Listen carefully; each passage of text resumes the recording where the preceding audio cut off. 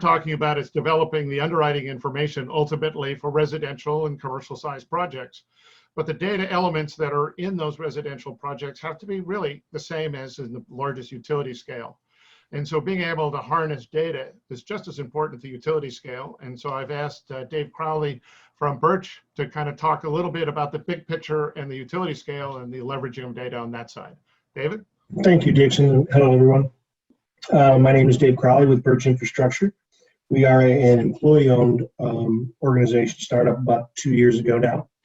And we focus on renewable energy for the large hyperscalers that are consuming. We do have an origination project that we're deploying in Arizona, where something like Orange Button becomes very, very valuable. The amount of time, documentation, and trying to pull together all the different nuances as you try to tie into a substation is very complex and time consuming. And if you miss something in the legalese, it can really cost you a lot in the end.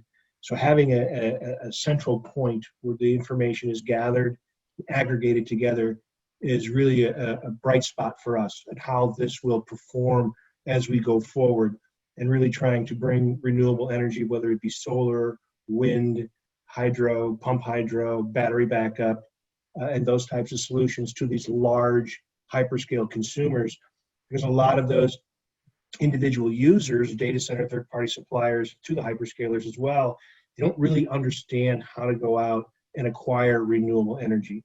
It's important for them to do so. They're giving corporate edicts to do so, but they struggle with how to do it. The large users, they have the ability to be able to make those kind of errors in their contracting, which can cost them, in some cases, billions of dollars. But that's okay. That's easily hidden underneath their trillion-dollar valuations. And not so much for other third-party suppliers who don't understand how to mitigate the risk and utilize services like Dixon and his company offer to be able to hedge and guarantee and cover the actual performance of those individual deployments. So it's critical, as well as getting real-time information as you're experiencing even today, Dixon, in California. Right? I mean, the energy rates are they're all over the place because of the blackouts and the fires and what's happening to your actual origination of products. So it's very important to be able to find a central point where we can gather, collect, distribute, contribute to that information. And I do appreciate and thank you for allowing Birch to have the opportunity to be here. Okay. So David, you're trying to build data centers now, which is a big push. Data centers are getting a lot of demand as a result of COVID-19.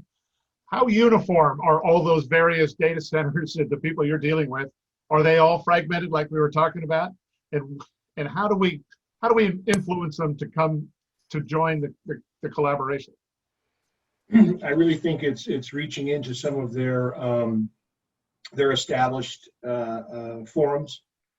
You know, like dealing with the iMasons, folks like that volunteer their time to come in and share ideas that help to better develop data center ecosystems. But they like us are starving for the data, and I think as Mike mentioned, you know, having to transcribe something from a fixed document to another, now a living document, and you have a human in the middle, there's a good chance, probably 90%, that there's going to be errors. And how do we catch them before they become, as John said, $100 million mistakes, right? Because they can be fatal to projects. So I think encouraging them to look at the taxonomy as a sole source will just make them a more intelligent buyer of services, right? And again, like I said, we're combing through documents from the early 1900s when, you know, some of these things were formulated, looking for certain, whether it be a loophole or some kind of law that was written that has a positive and or negative impact on your project.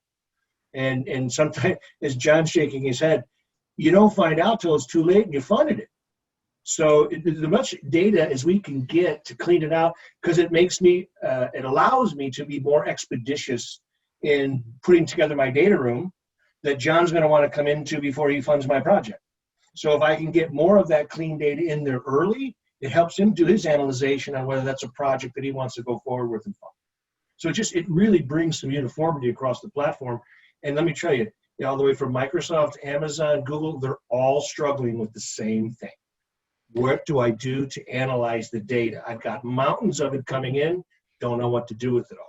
I think we should go to Jan, but I do agree that it starts with the big boys. It starts with the Facebooks and the Googles and those that have a lot of skin in the game, right? And get them aligned around something, and then it kind of spreads from there. But I know Jan. Yeah, absolutely. Well, it'll be a forcing function that will make the Cyrus ones and the core sites and the Equinixes, which are really servicing those large clients, it'll force them into aligning with that as well.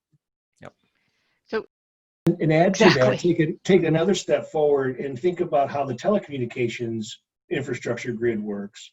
And if we can apply the same software-defined type networking to the electrical grid, you get some really excellent returns on that. And